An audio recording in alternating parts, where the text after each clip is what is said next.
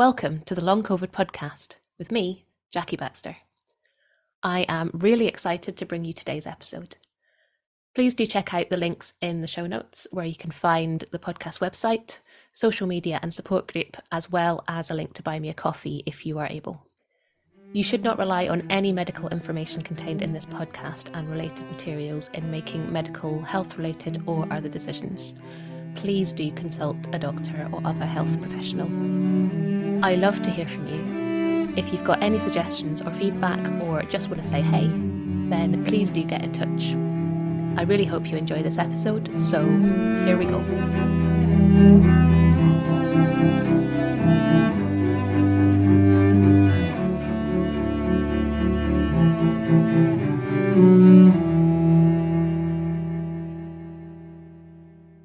Hello and welcome to this episode of the Long COVID podcast. I am absolutely delighted to be joined today by Vikki Jones, a personal trainer, dietitian, wellness coach, and former international athlete who also has long COVID as well as a passion for breathing. So we're going to be talking about all sorts of things, but probably quite a lot about breathing. So welcome to the podcast. Thank you. Thank you for having me. It's wonderful to have you here. So to begin with, would you mind just introducing yourself a little and what it is that you do? Okay. My name is Vikki Jones. I'm still in the long haul process. I think it's funny because if you're listening to this, you probably got long haul. We've gone back to our birthing timeline of, we say how long we've had long haul for in a matter of months. So I'm a 27-monther. I'm not, a year and whatever. It's like I'm 27 months in. I got COVID back in July 2020. And prior to getting COVID, I was teaching fitness classes, was a golf fitness coach and personal trainer, wellness coach. Back in my earlier days, in my youth, I was involved in the sport of modern pentathlon and also triathlons. So that was kind of my background as an athlete. And I considered myself fit, healthy, strong when I got COVID. So it was, for many of us, you just get blindsided by COVID. That's the number one thing. And then the whole journey of long COVID is just that roller coaster. And, for people that were the initial COVID people, those are the ones that seem to be hanging on to the long COVID the longest because it was a very different variant. And, back then, nobody knew about long COVID. When we got COVID and then we didn't recover, it was like, what on earth is going on with us? And I was in that situation. I'm here in America, and it was my family in England that said, Vikki, you need to start looking into this long COVID or long haul COVID. And I started reading about it, and it was like, oh my goodness, here we go. Or I didn't think here we go, because we don't think that. We don't have that idea that this is going to be a journey of X number of months. We think that this is going to be, a couple of weeks, because that's what COVID is, isn't it? It's like, maybe 2 weeks at the most. But long COVID is so different from that. And it's so misunderstood. And the community of people that have got long COVID are the community of people that are actually supplying the answers to what it is, which is really unheard of in most medical diagnosis. It's like, okay, we know what this is and we know how to treat it. That's not what long COVID is. They didn't know what it was. So we're all coming forward and we're saying, this is what we're suffering with. And some people listen and some people don't. Yeah, the term long COVID was actually made by a patient themselves, wasn't it? So it sort of turned medicine on its head a little bit. And it's turned us on our head. We've always looked to medicine for answers, and suddenly, we are having to almost, and I use the term so many times, is we have to doctor ourselves, because not one of us has the same experience on this journey as one other person. And I think that's also very difficult and frustrating for us to deal with. Like I said, there's not one of us who's had the same symptoms, the same severities, the same duration. We're all a mixed match, and we're just put into this, we've got long haul COVID. And still you can talk to people today and they will look at you and they'll go, well, you look good. You look great. And you just want to punch them. It's like, you have no idea how I feel on the inside. And I think that's part of that whole, I hate to use this term, gaslighting, but it's that whole thing. It's like, I don't believe that you're actually sick because you don't look sick. And it's like, you know what, you need to walk in my shoes for a couple of months, years.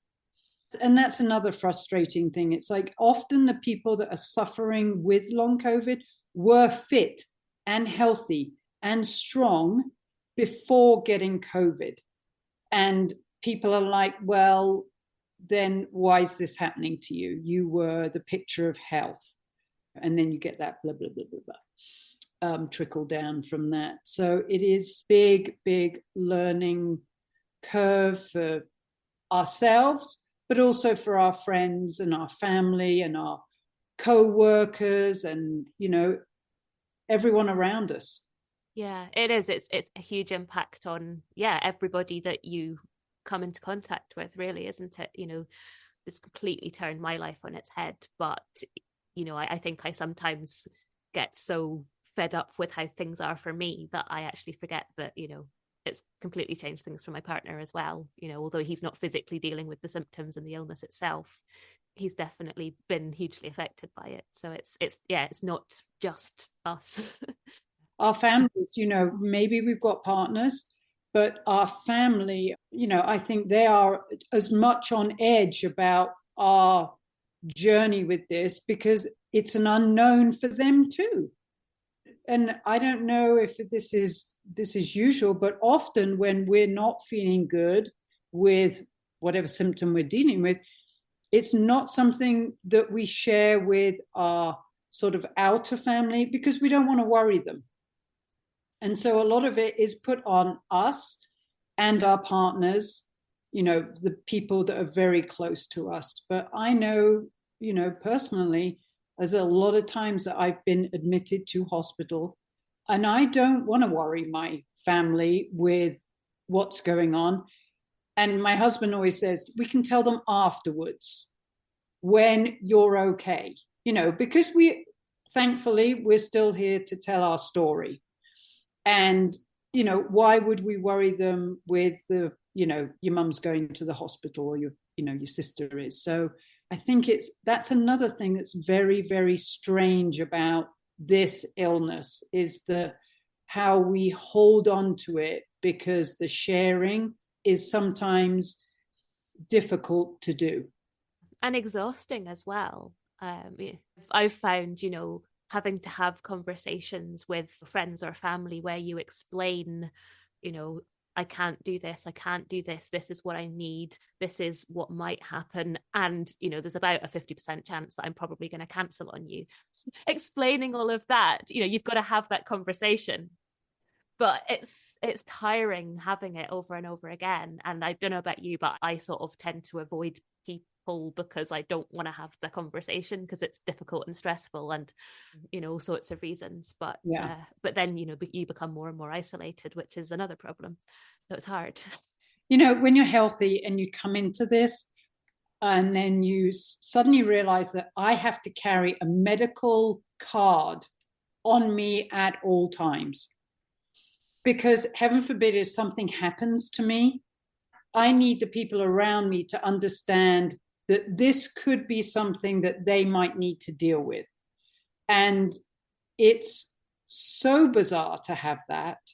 But yet, for me, it has been so necessary because to watch somebody with long haul symptoms, if they get very intense, is scary for anyone. So to have that sort of, this is what's going to happen to me, because I think we know what our symptoms sometimes manifest as. This is what's going to happen. This is how you can help me. And I've actually got it on the back of my phone, because I've got my phone with me most times. And it's like, please pull out this card and read. This is what I have. I'm not having a stroke. I'm not having a epileptic fit.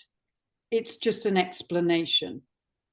And that's also something that's very foreign to me, but I know that it's helped, because I can now say, all right, well, I can go out and do this, because if something does happen to me, the people around me will understand what's going on.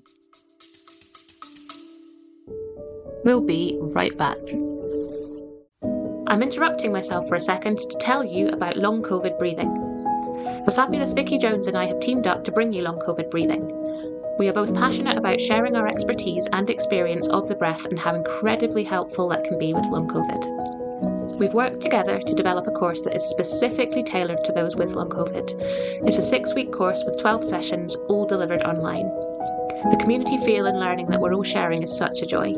To find out more information and to sign up for our courses, workshops and other shorter sessions, please check out the link below, longcovidbreathing.com, or email longcovidbreathing@gmail.com to start your breathing journey with us.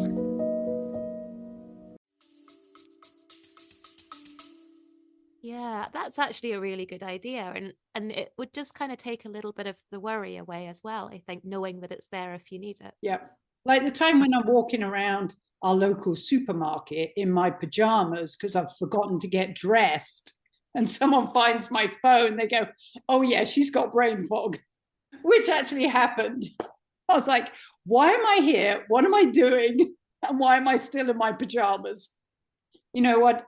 It's a horrible thing to have happen, but I have amassed some pretty amusing stories about long COVID, but that's, like I said, we're not here to talk about the humor of it, because it's not funny.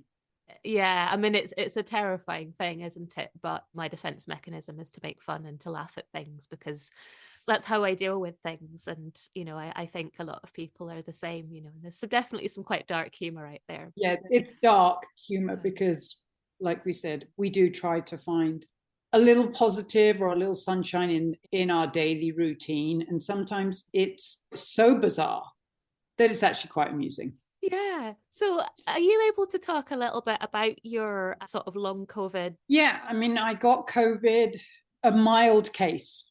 I was hospitalized for pneumonia, but I was released from the hospital immediately. So I had like a lot of muscle aches and pains. I had pneumonia in my lungs, and then I lost my sense of smell and taste. And then I didn't get better. So one of the things that I think that we know now, but we didn't know back then, was because I was an athlete or I was healthy, I thought, you know what, even though I don't feel up to it, I'll go out for a walk. Or even if I don't feel up to it, I will try and do some sort of movement, a workout. And I was doing that during my kind of COVID recovery. And I look back on that and think I probably caused more damage to myself. And the other thing is that those things usually make us feel better. And it didn't make me feel better at all. In fact, it made me feel worse, because the next day, I didn't understand it at the time, but I would have a huge relapse.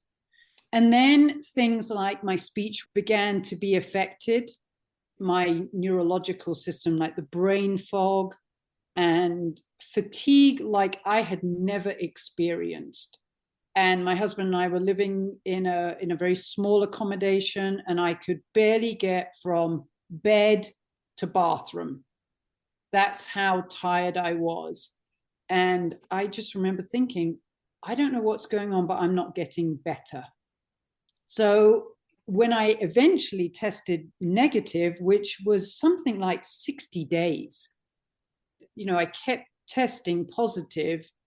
And I managed to get into a doctor, and I'm like, I'm having all this brain fog. I'm having these neurological issues. And I had a great doctor. She sent me away for all these tests, and they all came back normal. And I'm like, you know what? I know I'm not normal right now.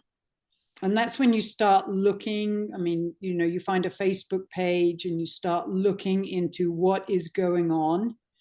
So it was literally being bombarded with different symptoms that I had never experienced in my life. So incredible joint pain, or, you know, we talk about the brain fog, shortness of breath.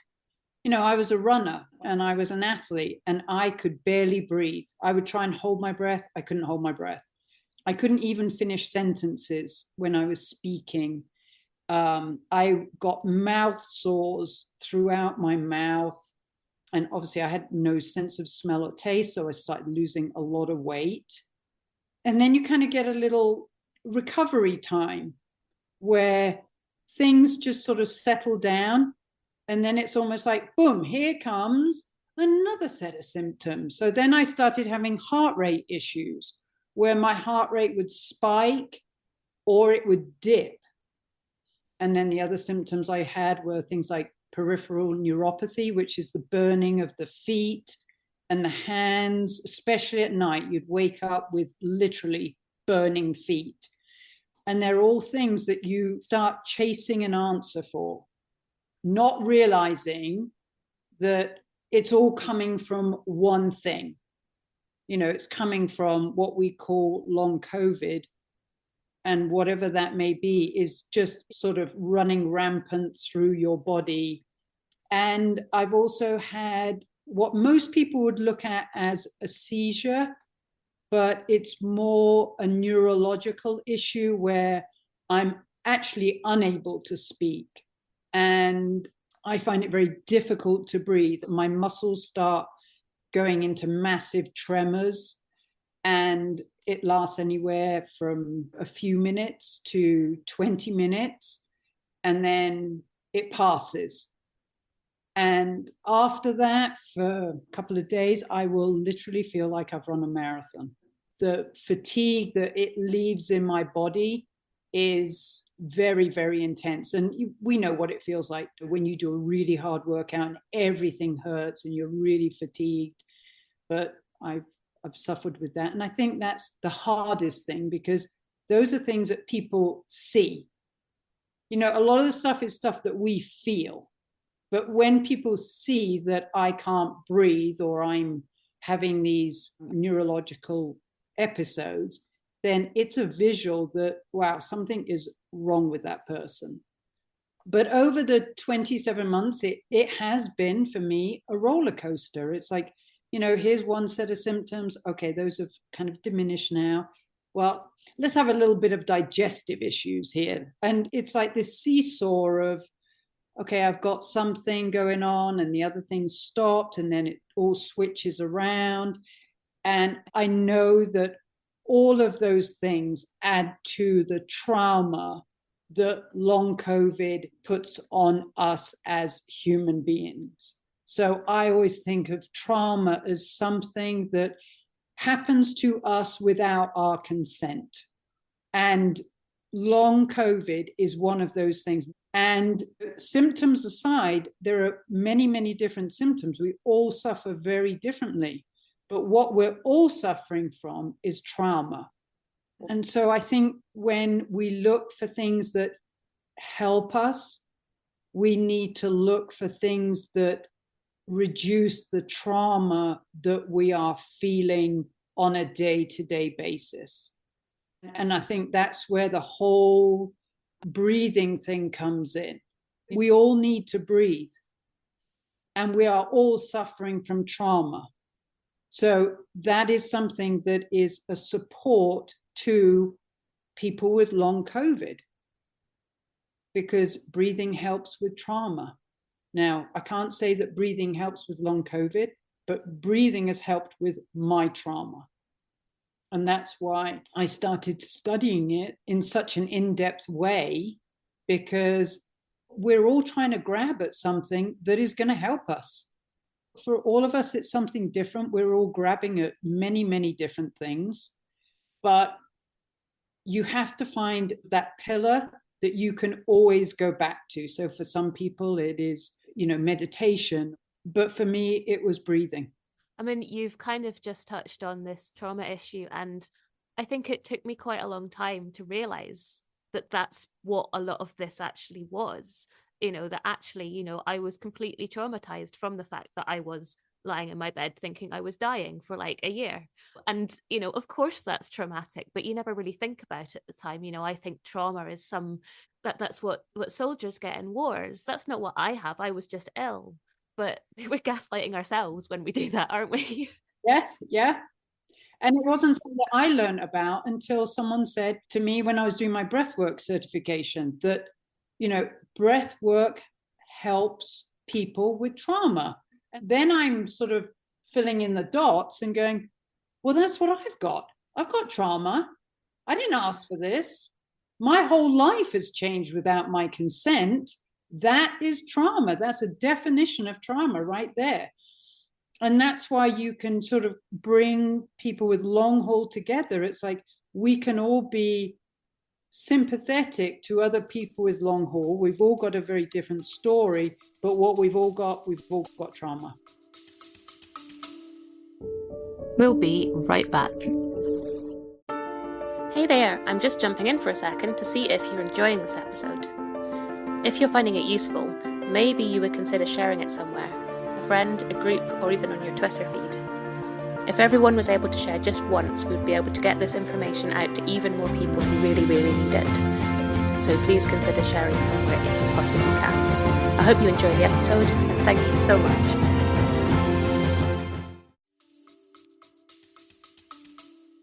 Yeah, that definitely brings us all together, absolutely. And I love that you have actually done my job for me and brought this around to breathing. So, I mean, yeah, breathing was definitely something that I was going to say early on. It actually wasn't early on, but it was one of the first things that I kind of grabbed onto. And, there were plenty of people like myself that actually, as a result of COVID, ended up with dysfunctional breathing. Mm-hmm. So there's a lot of people where that is a thing. So breath work is obviously hugely beneficial to them. But on top of that, helping with a lot of the other symptoms, it's huge, isn't it? It's an absolutely massive thing. So I mentioned I had pneumonia, very, severe shortness of breath. And someone suggested that I try this breathing exercise that was very well known.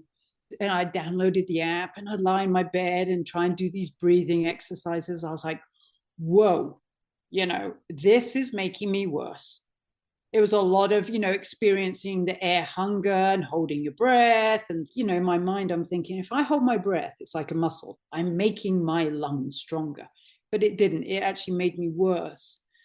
And so I put it on a back burner. I was like, well, this whole breathing thing, it kind of just disappeared from my thoughts.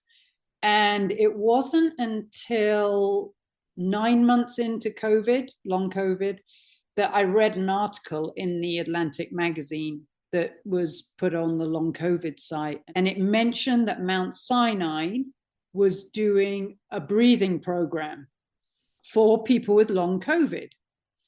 And it was a free program. So I signed up for it because I thought, at that point I was having relapses left, right, and center. I was pretty much disabled by then. So disabled that when I sat for the session, my husband had to sit there with me and write the notes and write everything because I really couldn't comprehend what was going on. But I was able to process it enough to think what they're saying is correct, but it was unattainable for me. So they were saying, all right, so this is how we want you to breathe. And I was like, yes, I kind of get that. I was a dysfunctional breather, which was a huge eye-opener to me. Even as an athlete, I learned that I was a dysfunctional breather. So I was thinking, okay, then now this will all make sense to me, but I can't actually do it. So it was great program. But when you can hold your breath for less than 3 seconds, you've got a platform that you're trying to kind of get up from, but it's a very difficult first step. I kept at it and, it was like 2 steps forward, 1 step back, 2 steps forward, 1 step back. But I learned the biomechanics of breathing. And at that point, I started seeing a lot of benefit from it. I saw some incremental increases, and I thought, you know what, this is great, but this needs to be modified for people with long COVID. A long COVID program needs to be modified for people with long COVID. But it was something that I really got on board with because, like I said, I could see it helping me on my initial coursework with this breathwork program. I sat there with people lying in bed. We were on a Zoom call and people on oxygen and people in bed and just unable to breathe. And that was the first time I actually saw people that had long COVID. I remember just sitting there crying and thinking, this is horrible. And we need to do something that we can help people with. So I wanted to become certified as a breathwork instructor for long COVID people. And I reached out to this program and they said, the guru of this is Patrick McEwen, who lives in Ireland. He is Butico method and Oxygen Advantage, which you may or may not have heard of, but it is literally certifying people to either help people that are medically compromised with their breathing or to enhance their performance. And Patrick was my instructor and he listened to me. We know when we've got long COVID, most people don't listen to you. And he was so interested in my journey with long COVID and how it had affected my breathing.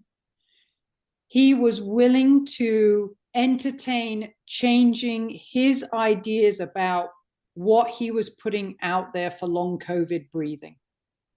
And I think that I will forever be in debt to him for that because he listened and we started talking and coming up with breathing exercises based on my experience with my own breath work that would suit people with long COVID. And from there, we put together exercises. We really talked to other breathwork instructors about how to work with people with long haul. Because if you haven't had it, if you haven't experienced it yourself, it's very difficult to work with people with these symptoms. It's a very real thing, but it's very difficult. Like I said, if you haven't experienced it, how can you empathize with people that have it?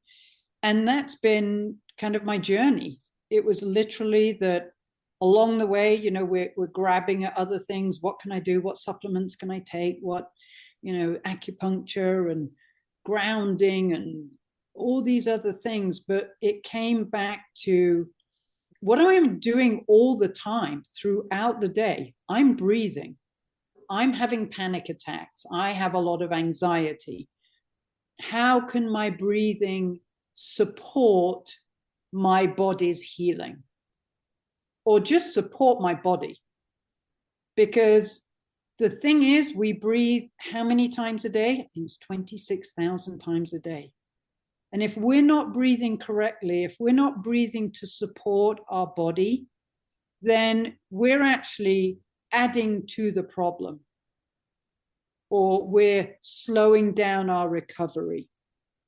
So that's where the whole different exercises of breathing, learning to breathe when we sleep, because we all have dysfunctional sleepers. With long COVID, we're all lying on the couch all day, exhausted, and then we go to bed and we can't sleep.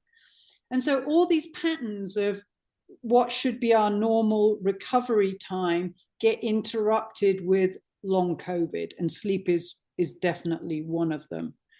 And so it's been a journey for me with my own symptoms to learn how breath work helps me, how it hurts me if I do it wrong or if I do too much. We get back to that whole pacing thing. And also helping other people with long COVID and saying, let's go back and let's teach proper breathing to these people that are suffering with this. I mean, it was a complete eye-opener to me when somebody said to me, oh, well, I think actually if you work on your breathing, that'll help a lot. And I was like, breathing? That sounds a bit like, everyone breathes. How can you breathe wrong? You're talking rubbish. And then once I really understood, I read Patrick's book and I was working with somebody else who was taking me through some of this stuff. And it was like, oh my goodness, you're right. Breathing is everything. And it was, I was on the breathing soapbox from then onwards. It was a huge thing for me. And it was a way into a lot of other things as well, which have also helped. I think that's one of the things. It's like you start breathing properly. And we all know now this term called vagus nerve, parasympathetic or sympathetic nervous system. And when you look at breathing and how that can then help those systems, whether you want to stimulate your body or whether you want to downregulate your body, whether you want to increase your vagal tone, then these are breath exercises that you can do for that. So yes, it is learning to breathe properly, but then we all know that we could actually get a little bit healthier and stronger in some of our breathwork exercises. Yeah, it's when you hear somebody who's like a breathwork king, so someone like Patrick, for example, and you hear someone like that say, I still work on my breathing every day. And you're like, but you must be perfect, right? And then you realize nobody's perfect. We could all be better. We could all be healthier.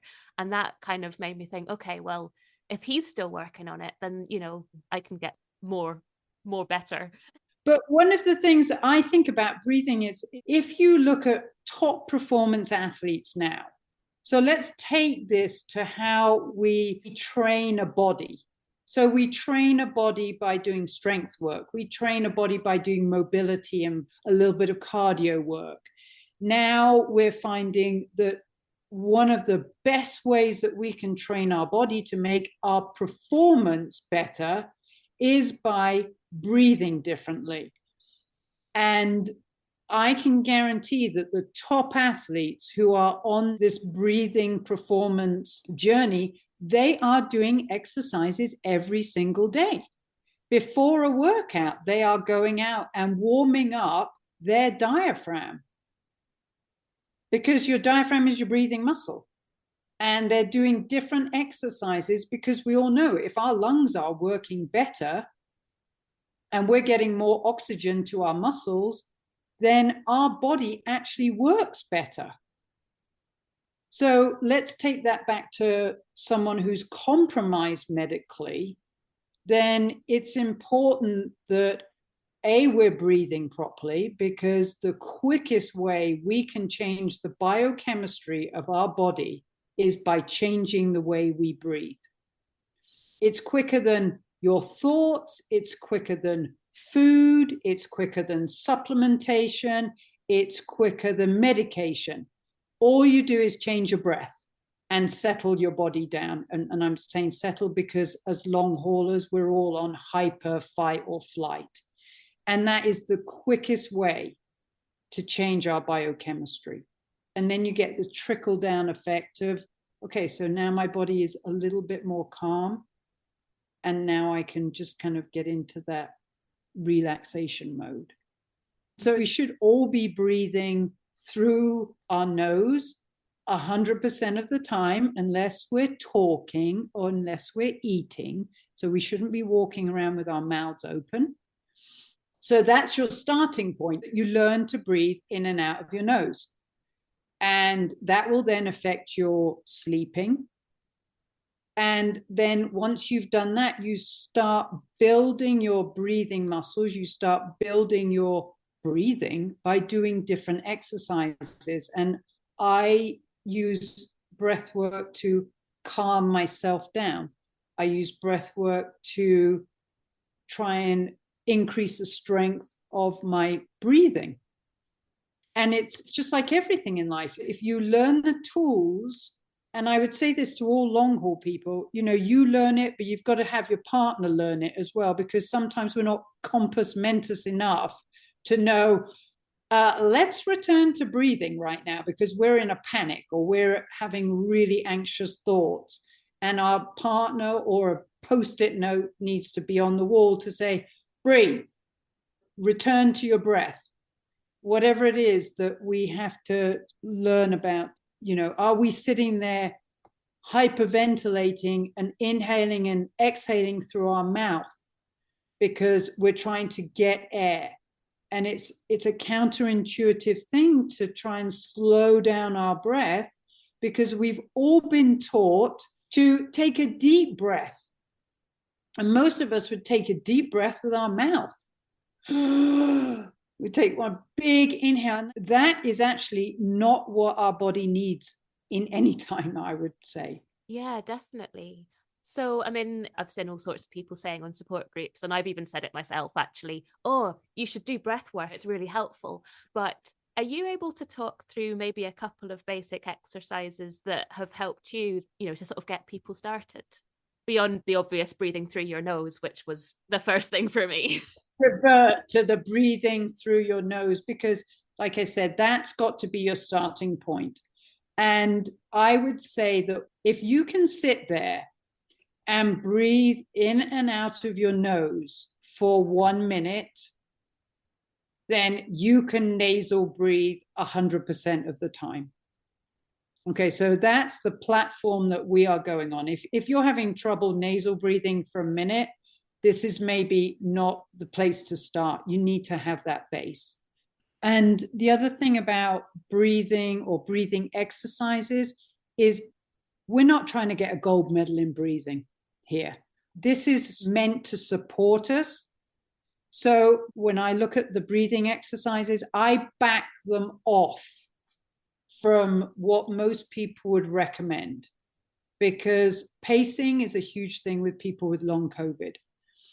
So if I talk about a breathing exercise and you try it and you feel at the end that you couldn't do that exercise twice more without feeling like it's not helping, then you should back it off again, because we shouldn't be harming ourselves by doing these exercises. And that's where you've kind of got to really get in tune with how you're feeling. So the feeling of air hunger for people with long COVID is very scary, because we've all felt it. And right now, for most people with long COVID, it doesn't serve us to push ourselves to that next level. What serves us is to calm our body down. And often these exercises are based individually on what our breath hold is. So we all have a different breath hold. Like I said, when I first started learning to breathe, my breath hold was 3 seconds. And if your breath hold is actually less than 20 seconds on we call it a control pause, you know that you're a dysfunctional breather. All right, so our control pause is the measurement we use just so that we can set the bar for the other breathing exercises. So what you would do is, obviously we're talking nasal breathing here. You would breathe in through your nose and out through your nose, just a normal breath. And then after your exhale, you would pinch your nose and hold your breath until you had the first urge to breathe. So if you looked at it like a mountain, all of your mountains would be the same height. So an inhale and an exhale is a mountain. And then you would hold your breath, which is actually a flat line. And then you would take an inhale, but your inhale is the same size mountain as the one that you started with. So what people tend to do is, because we're all human, we try to overdo it. We try to hold our breath longer because we want a bigger number. That's not the purpose here. The purpose is, what is your controlled or control pause? So like I said, it's an inhale, exhale, pinch your nose, and you're holding your breath and you're timing the number of seconds that you can hold your breath for until you feel that first urge to breathe. And like I said, we've got numbers less than 20. we are candidates for doing breathing exercises. So the control pause obviously gives us that baseline. And the reason that we need the baseline is for the first exercise I'd like to cover, which is called many small breath holds, is the amount of time that you're holding your breath for is half of your control pause. So if your control pause is 8 seconds, for example, when you're doing an exercise called many small breath holds, you would only hold your breath for 4 seconds. 4 seconds is half of 8 seconds. Many small breath holds is a brilliant exercise to do to calm you down. So if you're having a panic attack, you're feeling very anxious, it is a calming exercise. Some people have breathing difficulties or asthma. It's a very good way to calm asthmatics. Okay, so any of those things where we're overstimulated and we want to calm ourselves down, we'd recommend an exercise called many small breath holds. And the way that you do this is that you inhale through your nose, you exhale through your nose, you pinch your nose and hold for half of your control pause in seconds. So it could be 4 seconds. And then you inhale and exhale normally for about 10 to 20 seconds. And you keep doing that exercise for 5 minutes. And at the end of 5 minutes, you just kind of check in with yourself. Am I feeling a little bit more calm? Or do I need to continue to do this? One of the things that we look for when people are doing the many small breath holds is at the end of that 5 minute time, do they have more saliva in their mouth? Are their hands a little bit warmer? And the reason that we are looking for that is when you have saliva in your mouth, that means that your body has gone from that fight or flight to rest and digest. So in order for us to digest food, we have to have saliva in our mouth. When our body starts producing more saliva, it means that our body's gone into that rest and digest mode. So it's a feedback that we can immediately get to, is this helping me? And the other wonderful thing about these exercises is if you feel like pinching your nose would cause panic, then you can start by doing the exercises without pinching your nose and then work up to that. Because like I said, we don't want to make the issue worse. And if ever these exercises make you panic, you just return to your normal breath. It's as simple as that. You know, it's like, I'm just simply going to return to my nasal breathing. So that would be one exercise. So that's one that, like I said, if I'm having a panic attack, that's my go-to exercise. My husband knows it. He knows to say, Vikki, we need to do many small breath holds. And one of the reasons that that works is, A, when you're focused on that, you're not focused on anything else. So if you're thinking about your breathing, you're not thinking about all the other things that are going on. So breath, if you're paying attention to it, is very calming and it increases your focus and attention. So if you're having brain fog, this is a great exercise for that, because you've got to focus on the here and the now with your breath rather than focusing on all these other things that are going on.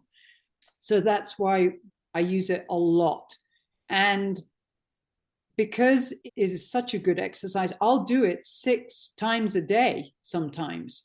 You know, if I'm having a bad day, I will be doing that exercise probably once an hour to just calm me down.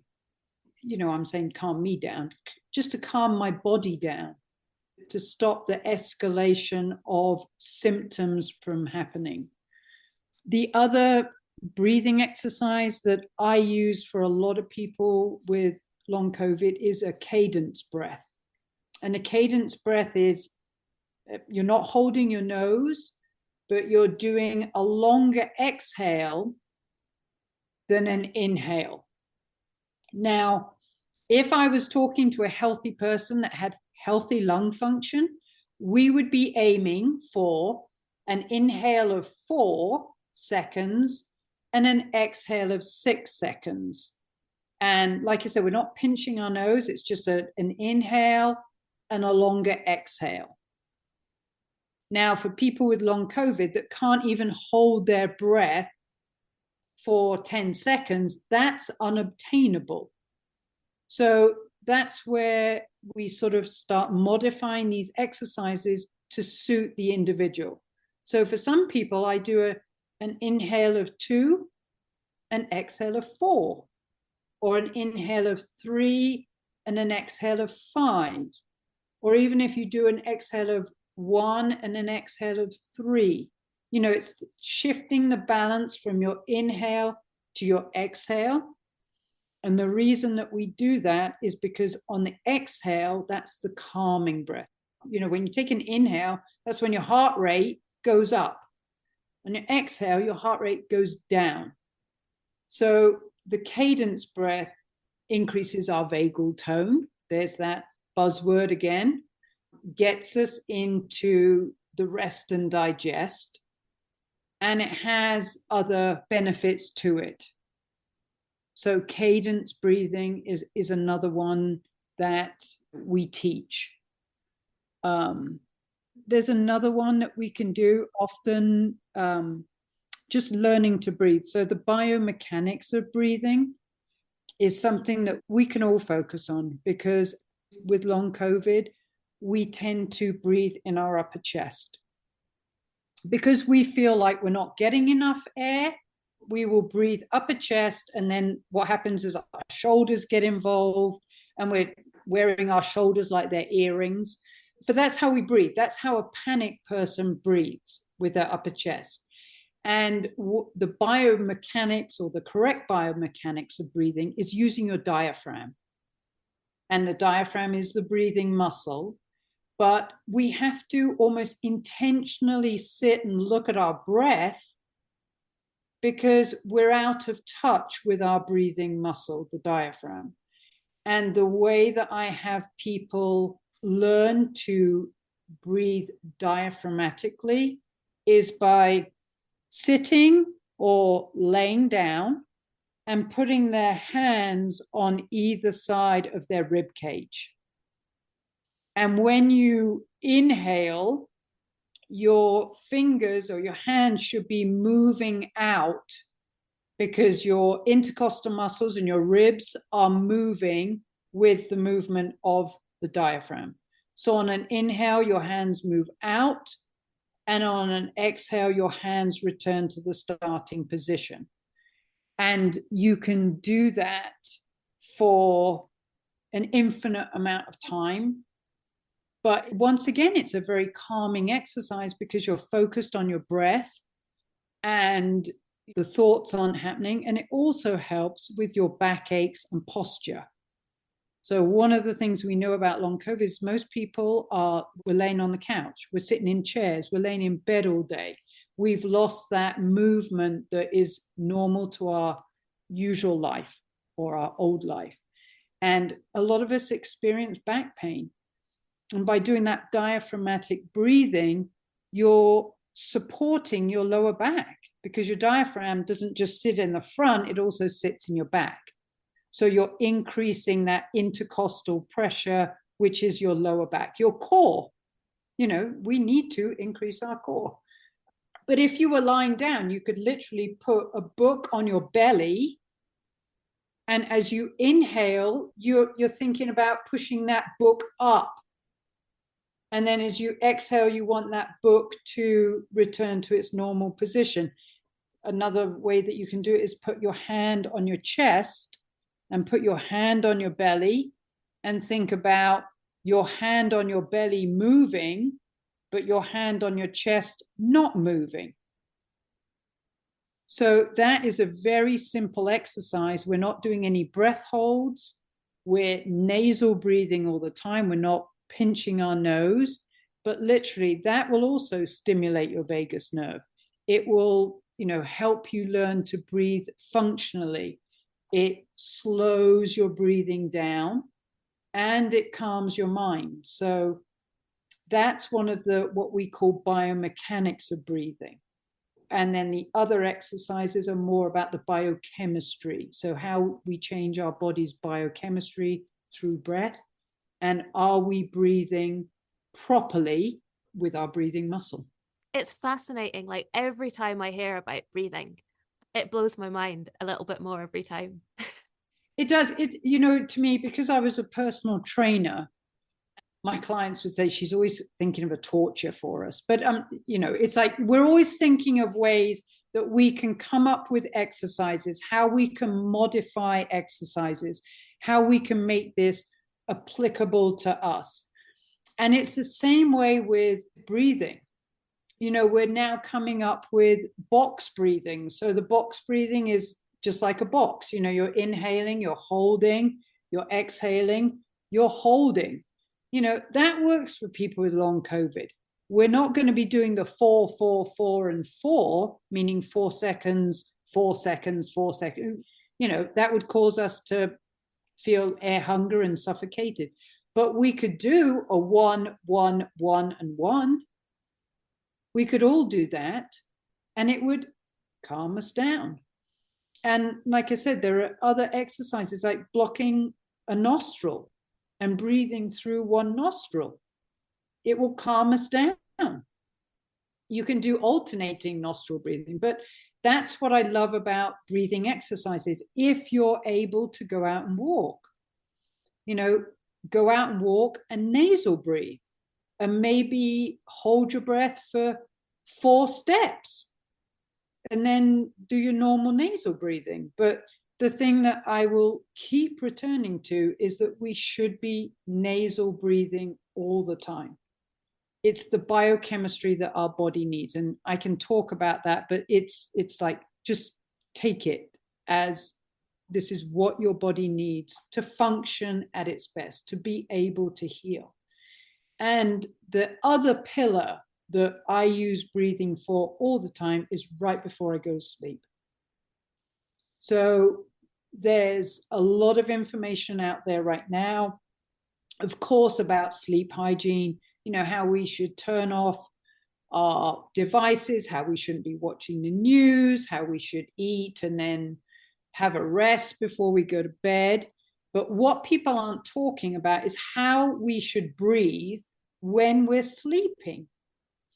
And so I would put out there, if you're nasal breathing during the day, and then at night you return to the habit of mouth breathing, you have negated the work you've done during the day.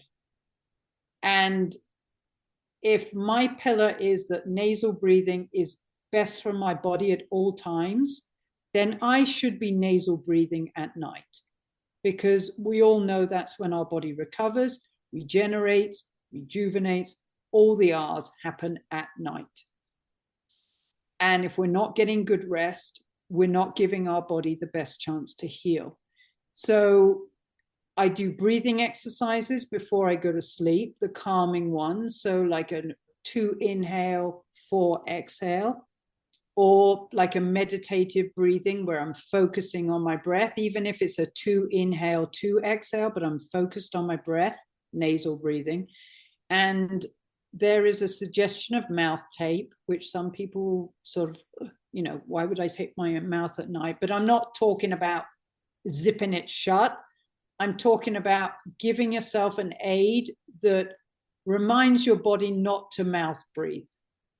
And there are tapes that go around the outside of our lips that prevent us from opening our mouth to breathe. And then you could put a little piece of 3M tape across your mouth, and it would remind you to nasal breathe.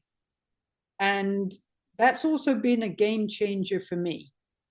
And it's been a game changer for people that snore, because it's preventing snoring. It's also going back to that whole saliva in your mouth. You wake up with saliva in your mouth. You don't wake up with a dry mouth. And that's good dental hygiene. So, it's not just a little bit, this is what we should be doing all the time. We should be nasal breathing during the day. We should be nasal breathing at night. And it's finding the tool that works for you. So a lot of people, when you talk about mouth tape, they'll say that, that gives me anxiety. And I'll start them with mouth tape while they're watching TV.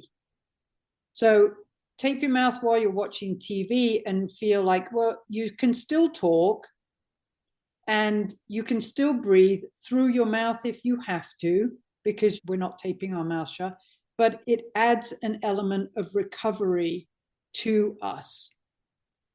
And like I said, we're not trying to go for specific symptoms. We're going for, how can I calm my body so that it can recover as best it can? Yeah, wonderful. And it just brings it back to, it's not just about the breathing, it's about the whole body, isn't it? It is. It is. I'll go back to it. The quickest way you can change the biochemistry of your body is by breathing correctly. And if you think about that, just think about that. That is an amazing thing. We think, we all sit and drink water and we go, oh, I'm going to hydrate my body. It takes a lot of water to hydrate your body. It's not just a sip, or food, or like I said, we're going back to the supplements or any other of the things that we do to try and help with long COVID. But breathing it's got to be up there. It's number one to help us. Definitely. Like I said, for me, it has been a pillar in my recovery. And we can talk with experts about different aspects of long COVID. We're all going through this trauma, and breathing helps with trauma. So, if there's one thing that you can take on board today, it is, how can I learn to breathe properly? It's like we all think we're breathing properly until we actually learn how to breathe properly. And it's one of the biggest things I've learned from long COVID. I mean, patience, we've talked about that. We've all got to learn patience. We have to learn pacing. We have to sometimes lower our expectations of what we're going through. But breathing is something that we can learn. And here's the thing. When we recover, we will be all the better off for learning to breathe properly. It's a tool that we can teach ourselves, teach our kids. But when we're back to our normal life, learning to breathe properly is a pillar for good health. It's a pillar for focus and concentration. It's a gift that keeps on giving. And that's where, like I said, it has opened my eyes to a lot of wonderful things that I've learned from this journey. No, thank you so much for joining me today. It's been an absolute pleasure chatting about breathing, which is one of my new favourite subjects. So thank you so much for indulging me and for your time, and all the best with your continued recovery. Thank you. Thank you so much to all of my guests, and to you for listening. I hope you've enjoyed it, or at least found it useful. The Long COVID podcast is entirely self-produced and self-funded. I'm doing all of this myself.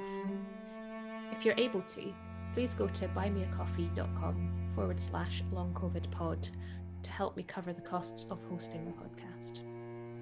Please look out for the next episode of the Long COVID podcast. It's available on all the usual podcast hosting things. And do get in touch at